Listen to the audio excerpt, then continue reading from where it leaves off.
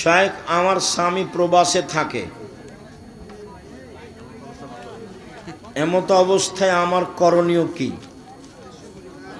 বুঝান এইভাবে টাকা ইনকাম করতে হবে না, হয় স্ত্রীর সাথে নিয়ে যেতে হবে, আর না হলে দেশে ফিরে এসে পয়সা উপার্জন করার চেষ্টা করতে হবে। অনেক পথ আছে।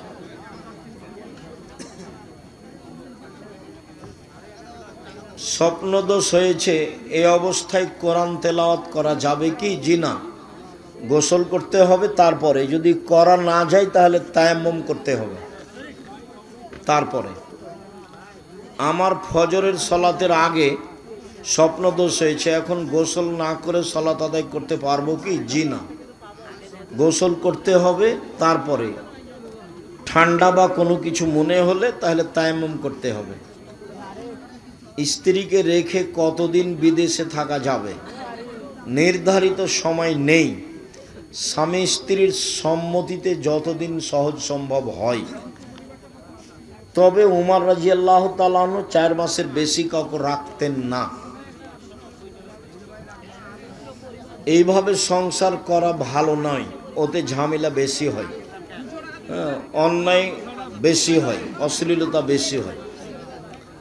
মসজিদের কাতারের মাঝখানে পিলার থাকলে ওই কাতারে সলাত হবে কি হবে না?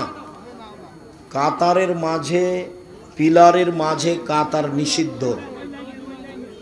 পিলারের মাঝে কাতার চলবে না, পিলারের মাঝে কাতার চলবে না। শায়েখ আমাদের সমাজে যে আমরা খাসি ছাগল দিয়ে কুরবানি করে থাকি, সেটা কি করা যাবে? খাসি ঠিক, খাসি উত্তম। রাসূল যে কুরবানি দিয়েছিলেন সেটা খাসি করা ছিল, সেটা খুঁত নয়। যে বলেছে তার ভুল হয়েছে, তওবা করতে হবে এবং জনগণের কাছে স্বীকৃতি দিয়ে দিতে হবে আমার বলা ভুল হয়েছে। শায়েখ একটা বাচ্চা রবিবার রাত এ জন্মগ্রহণ করেছে, সেহেতু তার নাম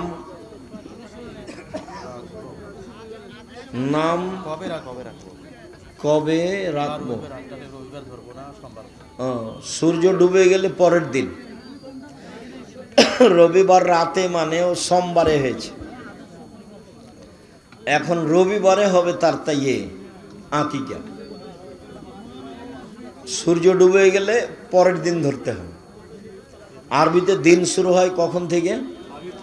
মাগরিব থেকে, সূর্য ডুবলেই। আর ইংরেজি বাংলায় শুরু হয় রাত 12টার পরে। তাহলে সূর্য ডুবে গেছে মানে ওটা পরের দিন, সোমবার। সোমবার থেকে শুরু হবে, সোমবার, মঙ্গলবার, বুধবার, বৃহস্পতিবার, শুক্রবার, শনিবার, এই যে রবিবার, 7 দিন। ওস্তাজি, শিয়ারা কি মুসলিম না কাফের? শিয়ারা মুসলিম নয়, শিয়া কাদিয়ানি তারা অমুসলিম, মুসলিম নয় তারা। শিয়াদের সাথে ভাগ ও কুরবানি প্রশ্ন আসে না, কি বলো তুমি? ভাগে ভাগে কুরবানি দিবেন কেন? কম টাকা দিয়ে তো ছাগল কিনতে বলেছি, কতদিন থেকে বলে আসছি, 90 সাল থেকে। জি না, কুরবানি ভাগে নেই, ওটা তো 7 জনের ব্যাপার, 7 পরিবারের তো ব্যাপার নয়। টাকা আছে রাজস্থান থেকে উট নিয়ে আসেন, টাকা কম আছে ষাঁড় দেন, তার চেয়ে কম আছে খাসি দেন, তার চেয়ে কম আছে ছাগি দেন, তার চেয়ে কম আছে ভেড়া ভেড়ি দেন। সবাই বই নিয়ে যাবেন, কেউ খালি হাতে যাবেন না। এতগুলো বই রংপুরে নিয়ে এসছে, আবার ফিরিয়ে নিয়ে যেতে হবে, এটা কেমন হয়? আর বইয়ের আপনারা মূল্যায়ন করবেন, আপনি না পড়লে কেউ তো পড়বে। আর এসব আল ইতিসাম পত্রিকা আপনাদের টাকা দিয়ে ছাপাই আমি, আমার কাছে অত টাকা নেই। বই পত্রিকা ছাপাচ্ছেন, পড়বেন, মানে 16,000 পত্রিকা বের হয় প্রতি মাসে। 12 জন মুফতি আছে, অনেক লেখক আছে, প্রেস আছে, এত খরচ আছে। এই খরচ তো আমার কাছে তো আর টাকসাল নেই, আমি তো আর টাকা বানাই না, রংপুরের লোক দেয় সেটা খরচ করি। আব্দুল রাজ্জাক আমি তো একদিনে দিনই, কেউ দেয় দুনিয়াতে কেউ দেয় না, হলে চলে কিভাবে? এমনি চলে? 40 লাখ টাকা মাসে বেতন লাগে, দিতে শিখতে হবে কম হলেও। জি, 40 লাখ টাকা মাসে বেতন লাগে 300 জন শিক্ষক শিক্ষিকা। জি 300 জন শিক্ষক শিক্ষিকা আছে। জি, ছেলে মেয়ে পাঠাবেন, বই পুস্তক নেবেন, সহযোগিতায় থাকবেন কম হলেও। কমটাকে খাটো চোখে দেখবেন না। পৃথিবীর বাইরে কি প্রাণ আছে? একটা হাদিস, সব জমিনেই আছে প্রাণী, সবাই তাসবিহ পাঠ করে, সব আকাশে আছে। কিভাবে করে, কিভাবে আছে, আল্লাহ আল্লাহই ভালো। মসজিদে তালিমি বৈঠকে বাধা প্রদান করে কোরআন ও সহিহ হাদিসের আলোকে কেন যে বাধা প্রদান করে? হয়তোবা বেদাতি তোমরা, সেই জন্য। এমনিভাবে তালিমি বৈঠক মসজিদে চলবে, এটা বাধা দেওয়া যাবে না। আকীদায় যদি ত্রুটি থাকে তাহলে দিতে হবে না। আমার ছেলের নাম রেখেছি আবরার ফাহিম। এ নাম কি পছন্দ হয়নি? আবরার মানে সৎ, নেককার, সৎকর্মশীল। আপনার ছেলে কি সৎকর্মশীল করে? জি হয়, নাম হয়নি ভালো। অবশ্যই পরিবর্তন করবেন, আজকেই করেন। আকিকা দেওয়া লাগবে না, বাস ওই যে সরকারের ঘর থেকে পরিবর্তন করে নেন, ওই নাম লিখবে, ওই নামে ডাকবেন। আহমদ, মোহাম্মদ যেটা রাখেন, আবদুল্লাহ, আব্দুর রহমান যেটা রাখেন। আমাদের মসজিদের ইমামের তেলাওয়াত সম্পূর্ণ ভুল। এই কথার অর্থ এই নয় যে তুমি ইমামের পিছনে সালাত আদায় করবে না, এই কথা নয়। তার পিছনে সালাত আদায় করো, ভালো ইমাম নিয়োগ দাও। ওই ইমাম ফেতরা আদায় করতে বলে টাকা দিয়ে, এই ইমাম রাখা যাবে না। এই ইমাম পরিবর্তন করে দেন, দ্রুত পরিবর্তন করতে হবে। টাকা দিয়ে ফেতরা আদায় হবে না। সারা দুনিয়ার মানুষ যদি টাকা দিয়ে ফেতরা আদায় করে, সারা দুনিয়ার মানুষই গুনাহগার। রাসূল, সাহাবী, তাবী কেউ কোনোদিন টাকা দিয়ে ফেতরা দেননি।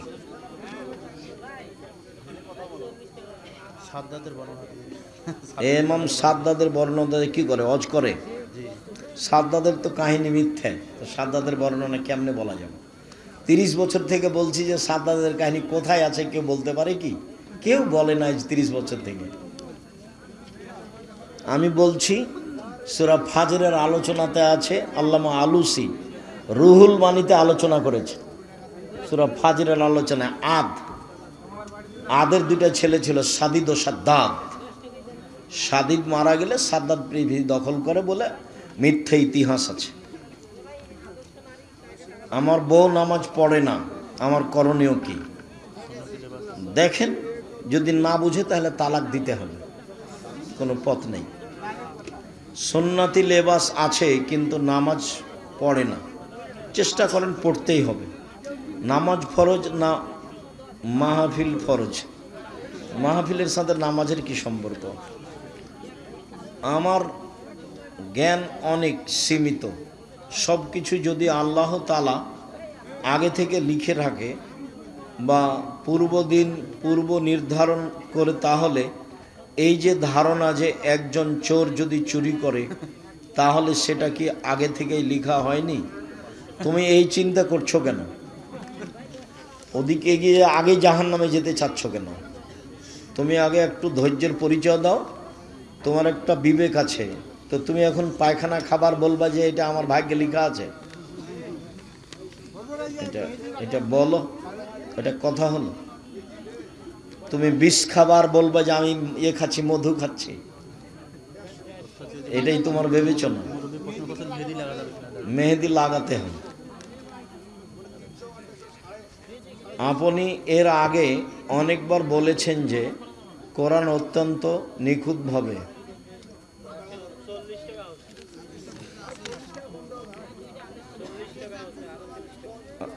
একেবারে অসুস্থ মানুষের চেয়ারে বসে নামাজ পড়লে নামাজ কবুল হবে কি? শরীরের গতিতেই পড়া ভালো, না পারলে চেয়ারে বসে পড়তে পারে। 5 ওয়াক্ত নামাজের মধ্যে নফল নামাজ নেই কেন? 5 ওয়াক্ত নামাজের মধ্যে নফল নেই কে বলেছে? যেটাই সুন্নাত সেটাই নফল। তোমার হুজুর তোমাকে কি শিখিয়েছে? ফরজ ব্যতীত অতিরিক্ত যেটা আছে সেটা হলো নফল। নফল মানে অতিরিক্ত, তো ওটাকে আমরা সুন্নাত বলি। সুন্নাত ও নফল, নফল ও সুন্নাত। আমাদের দেশের ভাষাতে আমরা মনে করি ফরজ মানে সবচেয়ে দামি, নফল মানে তার চেয়ে একটু, সুন্নাত মানে তার চেয়ে একটু কম, আর নফল মানে একেবারেই কম। না, তা না, সবই সুন্নাত, সবই নফল। মহিলাদের সুগন্ধি ব্যবহার করা যাবে কি না? মহিলারা সুগন্ধি ব্যবহার করতে পাবে যা দেখা যায়, গন্ধ পাওয়া যায় না। আর পুরুষেরা এমন সুগন্ধি ব্যবহার করবে যা দেখা যায় না, গন্ধ পাওয়া যায়। অতএব মহিলারা আতর লাগাতে পাবে না। এই যে আসকারা মাস্কারা যেগুলো এতে পাওয়া যায় বিউটি পার্লারে, সেটা কিনে আনতে হবে। হ্যাঁ, বিউটি পার্লারে ঢোকা নিষেধ, ওটাতে অ্যালকোহল আছে। ফরজ নামাজের মধ্যে মোনাজাত আছে কি না? নামাজ শুরু হয় মোনাজাত দিয়ে, চুপে চুপে ডাকা। সালাম ফিরলে মোনাজাত শেষ হয়। তুমি যেটা বলছো সেটা হলো ব্যক্তিগত হাত তুলে দোয়া। হাত তুলে দোয়া পানি চাইতে গিয়ে সবাই মিলে, বাকি আর সবাই নয়। হাত তুলে দোয়া ব্যক্তিগত ব্যাপার, যে যখন পারে। মহিলাদের সৌন্দর্যের জন্য পায়ে মেহেদি দেওয়া যাবে কি? অবশ্যই দিতে হবে। মহিলারা হাতের নখেও দিবে, পায়ের নখেও দিবে, দিতেই হবে।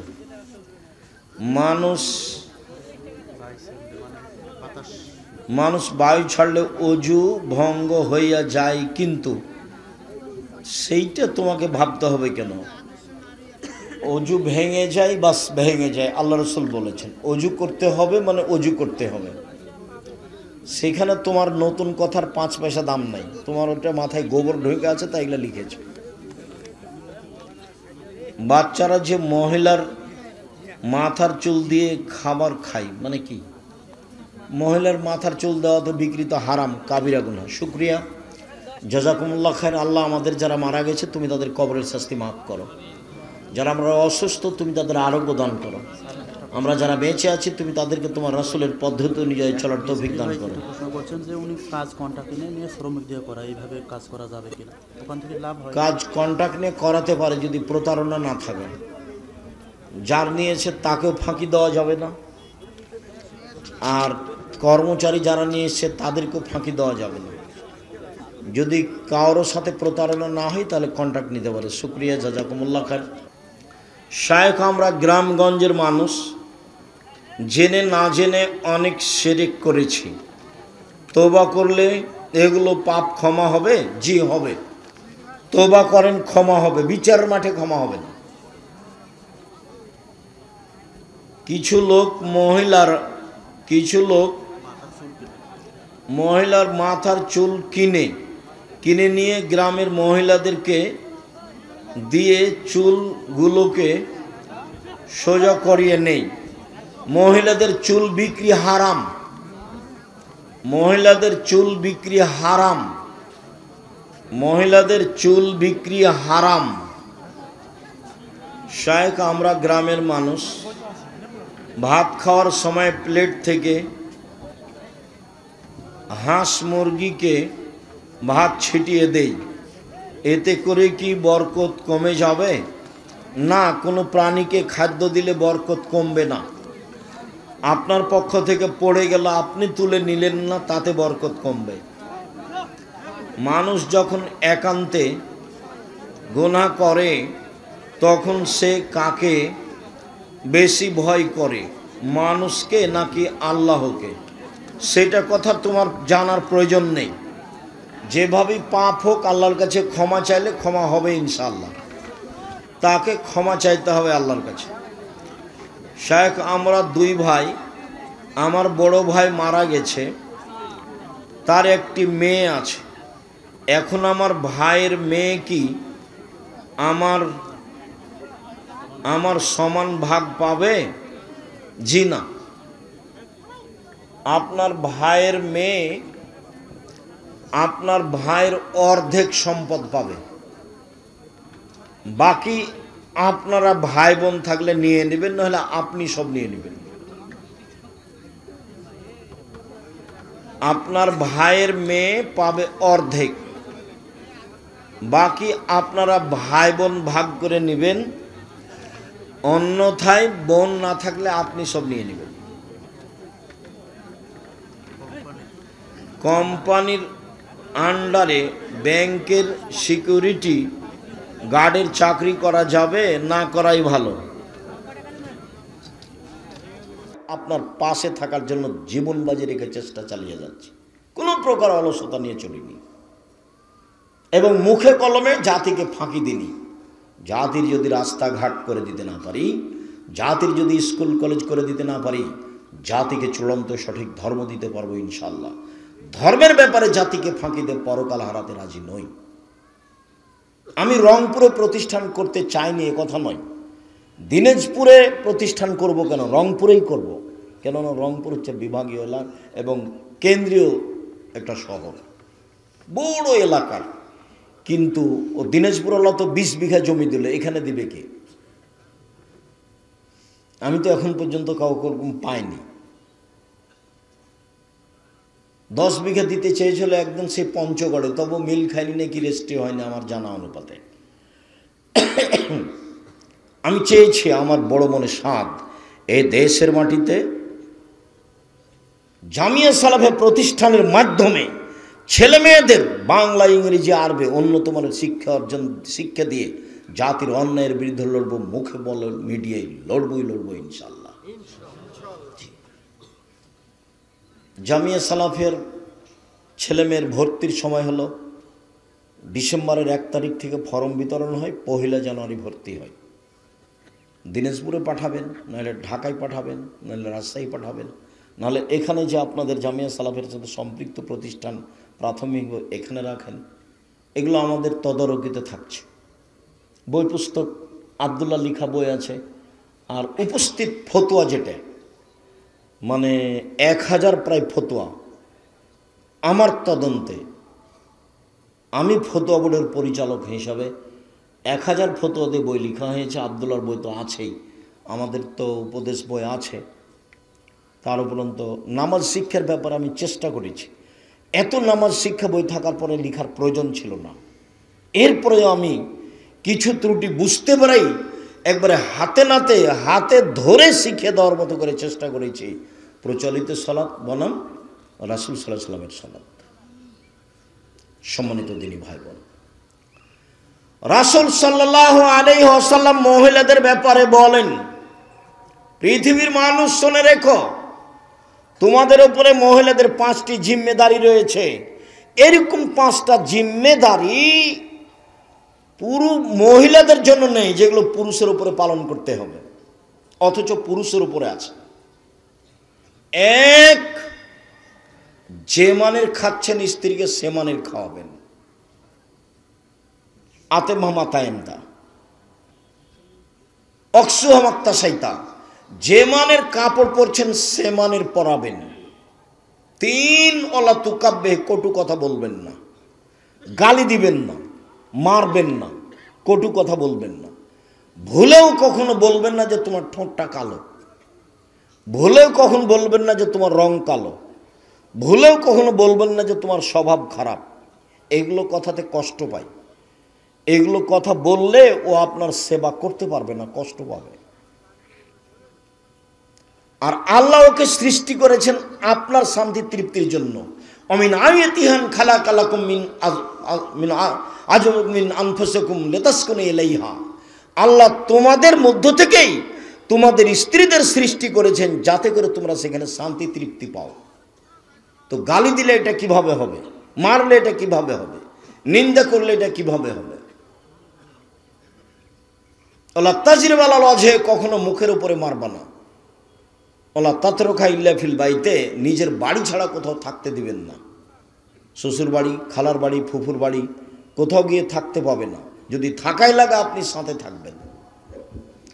এই 5টা জিম্মেদারি আপনার উপরে দেওয়া হয়েছে, কিন্তু আপনার জিম্মেদারি আপনার স্ত্রীর উপরে এভাবে দেওয়া হয়নি। হ্যাঁ, তখন বলা হয়েছে, আল্লাহ রাসূল বলেছেন, খাইরুন নিসা, এই ছেলে একটু থামাও, যখন আল্লাহ রাসূল বললেন যে সবচেয়ে ভালো নারী কে, তখন বললেন এক, এজা নাজার তাইলাইহা সাররাত, যখন তুমি তার সাথে কথা বলো তখন হাসি মুখে বলে। দুই, তুমি আদেশ করলে পালন করে। তিন, তুমি না থাকলে নিজেকে হেফাজতে রাখে এবং তোমার সম্পদ হেফাজতে রাখে। এই তিনটে গুণ আছে যার, সে হলো সবচেয়ে ভালো নারী। মনে থাকবে না? এক, স্বামীর সাথে কথা বললে হাসি মুখে বলে। দুই, স্বামী আদেশ করলে পালন করে। তিন, স্বামী বাড়িতে না থাকলে নিজেকে হেফাজতে রাখে এবং স্বামীর সম্পদ হেফাজতে রাখে।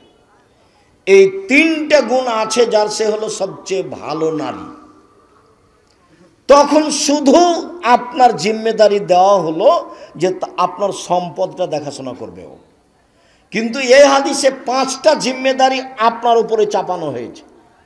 এক, যে মানের খাবেন সে মানের খাওয়াবেন। দুই, যে মানের পড়বেন সে মানের পড়াবেন। তিন, কটু কথা বলতে পাবেন না। চার, মুখের মারতে পাবেন না। পাঁচ, নিজের বাড়ি ছাড়া কোথাও থাকতে দিবেন না। ওর মান সম্মান রক্ষা আপনাকে করতে হবে। বুখারী মুসলিমের এক হাদিসে এসেছে, রাসূল সাল্লাল্লাহু আলাইহি সাল্লাম বলেন, পৃথিবীর মানুষ, নারীদের ব্যাপারে সাবধান থাকো, নারীদের ব্যাপারে আল্লাহকে ভয় করো। কেন? তোমরা আল্লাহর নিরাপত্তাতেই তাদের বাড়িতে নিয়ে এসেছো। কোনো সময় নিরাপত্তার ব্যাঘাত ঘটলে তোমরা আল্লাহর আমানতের নষ্ট করেছো, আল্লাহর আমানতের ক্ষতি করেছো। দুই, ওয়াস্তাহাল আলামতুম বেফুরুজিহিন্না বিকালিমাতিল্লাহ, আল্লাহর কালেমা দিয়েই তাদেরকে বৈধ করেছো। অতএব আল্লাহকে তাদের ব্যাপারে খুব ভয় করো, তাদের সাথে চলতে ফিরতে ভালো আচরণে সব সময় অটল মজবুত থেকো। কোনো সময় তোমার পক্ষ থেকে যেন তার উপরে মন্দ আচরণ না থাকে।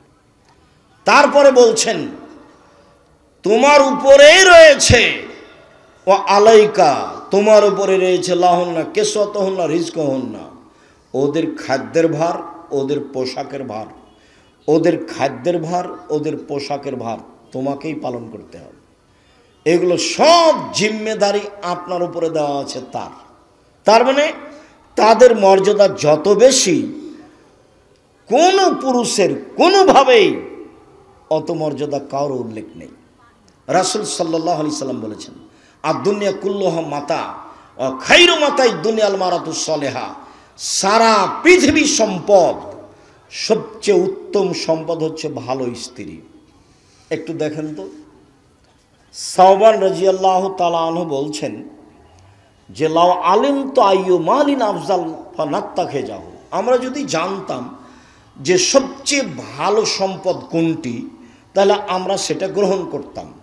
আমরা যদি জানতাম সবচেয়ে ভালো সম্পদ কোনটি, তাহলে আমরা সেটা গ্রহণ করতাম। তখন আল্লাহ রাসূল বলছেন, শোনো, আফজালহু, সম্পদের সবচেয়ে ভালো সম্পদ হলো লিসানুন জাকির, ওই জিহ্বা, যেই জিহ্বা আল্লাহকে ডাকে, সুবহানাল্লাহ, আলহামদুলিল্লাহ, আল্লাহু আকবার বলে, সেই জিহ্বা হচ্ছে সঞ্চিত সম্পদ। দুই, কালবুন শাকির, ওই অন্তর যে অল্পতেই সন্তুষ্ট, যেভাবে হোক না কেন, টাকা কম থাক বেশি থাক, আপনাকে আলহামদুলিল্লাহ বলতে হবে। তিন, অজাওজাতুন মুমিনাতুন তুইনুহু আলা দীনিহি, ওই স্ত্রী সবচেয়ে দামি সম্পদ, যে স্ত্রী তার স্বামীকে দ্বীনের ব্যাপারে সহযোগিতা করতে পারে। সম্মানিত দিনী ভাই বোন, আপনি রাত 12টায় এসেছেন, খানা পানি রেডি করে রাখলো, ভালো স্ত্রী নয়? রাত 12টায় আসলে আপনার খোঁজ খবর নিয়ে বলবে, আপনি আসেননি এই জন্য আমি খাইনি। আমি চাই না যে আপনি দেরি করে আসেন, আমি চাই এশার সালাতের পরে কোথাও থাকবেন না। কেন? রাসূল সাল্লাল্লাহু আলাইহি সাল্লাম এশার সালাতের পরে কথা বলাকে ঘৃণা করতেন, আর এশার সালাতের আগে ঘুমিয়ে যাওয়াকে ঘৃণা করতেন। আল্লাহ রাসূল এশার সালাতের পরে কথা বলাকে ঘৃণা করতেন। আল্লাহ রসুল এশার সালাতের পূর্বে ঘুমিয়ে যাওয়াকে ঘৃণা করতেন। অতএব আমি আপনার স্ত্রী, আপনার সহযোগিতায় আছি, আপনাকে সম্মান করার জন্য দয়া করে ভবিষ্যতে আর কোনোদিন রাত 10টায় আসবেন না, 11টায় আসবেন না, এশার সালাত শেষ হয়েছে চলে আসবেন বাড়ি। যা কথা আছে কাজ আছে পরের দিন হবে। রাতে ঘন্টার ঘন্টা আপনি বাইরে থাকবেন এটা আমি চাইনি। আমি নিজেকে আপনার সাথে মিশিয়ে দিতে চাই। আপনার ভালোতে আমি ভালো, আপনার খুশিতে আমি খুশি। যেভাবে আপনি রাখবেন আমি সেভাবে প্রস্তুত। তাহলে গন্ডগোল হবে না, ঝগড়া হবে না। অভিমান করলেই শয়তান আপনাকে বোকা বানাবে, প্রতিবাদ করলেই শয়তান আপনাকে বোকা বানাবে, তখন আপনি টিকতে পারবেন না। রাসূল সাল্লাল্লাহু আলাইহি ওয়াসাল্লাম বললেন, 4টে জিনিস আছে যার সব কিছু আছে তার। 4টে জিনিস আছে যার সব কিছু আছে তার। 4টে জিনিস নেই যার কোনো কিছু নেই তার। 1, ভালো স্ত্রী। ভালো স্ত্রী নেই যার কোনো কিছু নেই তার। 2, ভালো প্রতিবেশী। 3, একটা ভালো গাড়ি। 4, একটা প্রশস্ত বাড়ি। মেহমান ঘরটা অন্তত যেন বড় হয়, 5জন 7জন যেন বসে একসাথে খেতে পারে। 4টে জিনিস আছে যার সব কিছু আছে তার। 1, ভালো স্ত্রী, 1 নম্বরে এটা এসেছে। 2, ভালো প্রতিবেশী। 3, ভালো গাড়ি। 4, বড় প্রশস্ত ঘর। সিরিয়াল মনে থাকবে, আল্লাহ রাসূল বলছেন আরবাউন লিসাদা, সুখময় জীবনের জন্য 4টে জিনিস লাগে। 1, ভালো স্ত্রী। 2, ভালো প্রতিবেশী। দরকার হলে জমি বিক্রি করে দিয়ে বাড়ি অন্য জায়গাতে করেন। প্রতিবেশী যদি ভালো না হয় তাহলে ইবাদত বন্দেগীতে টিকতে পারবেন না, খালি ঝগড়াই মিটবে না। আপনার ছেলে একটু খালি ভাত খেয়ে পানিটা এভাবে চালিয়ে দিয়েছে, ওর গা দেওয়ালে গিয়ে লেগে গেছে। এই যে লেগে গেল, একবার রংপুরের গ্রামের ভাষায় যা বলতে পারে বস্তির ভাষায় বলবে, আর রাতে বলবে যে যাক মন স্বাদ মিটিয়ে কথা বলেছি, আপনাকে স্বাদ মিটিয়ে গালি দিয়েছে। সম্মানিত দিনী ভাই বোন, আপনি পরিবারকে ভালো করে নিয়ে চলার চেষ্টা করেন। পরিবারের সার্বিক জিম্মেদারি আপনার উপরে। 4টা কথা মনে রাখবেন। এই ছেলে থামো, 4টা কথা মনে রাখবেন। 1, 5 ওয়াক্ত সালাত। 2, হালাল রুজি। 3, কোরআন তেলাওয়াত। 4, আড্ডা পিটা হারাম। আব্দুর রহিম কয়েকটা উপদেশ নসিহা আপনার সামনে পেশ করছিল, অবশ্যই সেগুলো মনে রাখবেন। আমি আলোচনা শেষে 4টা কথা বলে যাচ্ছি। 1, 5 ওয়াক্ত সালাত পড়তেই হবে। 2, হালাল রুজি। রুজির পথ 4টে। দিনমজুরি 1, চাকুরি 2, জমি চাষ 3, ব্যবসা 4। বসে বসে কম্পিউটার টিপছে, টাকা ইনকাম করছে, এটা কি গো? এটা কোন দিক দিয়ে হচ্ছে? ব্যবসা করলে টাকা লাগে, টাকা না লেগে আর একটা ব্যবসা আছে, তার নাম মুদারাবা, মানে আপনার টাকা আর আমার ব্যবসা, লাভ চুক্তি হারে ভাগ হবে, এটাও চলে, কিন্তু টাকা তো লাগলো। আড্ডা পিটা চিরদিনের জন্য হারাম। 1, দোকানে বসে আড্ডা পিটা। 2, মোবাইলে দেখে সময়টা কাটানো, এটা আড্ডা পিটা। এই 4টা জিনিস সাবধান থাকবেন। আপনাকে আমি 4টা জিনিস অনুরোধ জানিয়ে শেষে কয়েকটা কথা বলছি। তার একটা হলো এই, যে কোনো মূল্যে পরিবারকে কন্ট্রোল করার চেষ্টা করবেন। যে কোনো মূল্যে ছেলে মেয়েকে ভালোভাবে লালন পালনের চেষ্টা করবেন। আপনি না পারলে জামিয়া সালাফিয়া দিয়ে দেন, আমি বাকিটুকু দেখবো ইনশাআল্লাহ। আমার চেষ্টার অভাব নেই।